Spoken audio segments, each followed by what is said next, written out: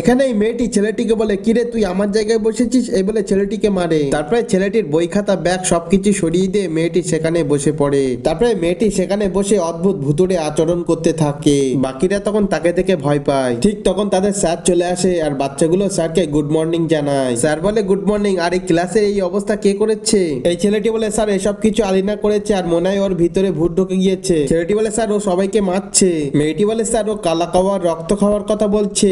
এটা শুনে স্যার বলে, আলিনা তুই সবাইকে সরি বল, না হলে তোকে মেরে কিন্তু তোর ভূত বার করব। এই বলে স্যার হাসতে থাকে। হাসতে হাসতে তারপরে স্যার বলে, বল তুই কে? মেয়েটি তখন রেগে যায়। তারপরে সে তার আসল রূপ দেখিয়ে দেয় আর বলে, আমি হলাম চন্দ্রমুখী, আমি আলিনার শরীরের মধ্যে 4 দিন ধরে আছি, এখন আমি তোর রক্ত খাবো। এই বলে মেয়েটি স্যারের দিকে যেতে থাকে। স্যার তখন ভয়তে মাটিতে পড়ে যায়। মেয়েটি তখন স্যারের গাড়ির উপরে উঠে স্যারকে মারতে থাকে আর বাকি বাচ্চাগুলো তখন ভয়তে পালিয়ে যায়। ছবিটিকে ভালোবেসে লাইক সাবস্ক্রাইব করো।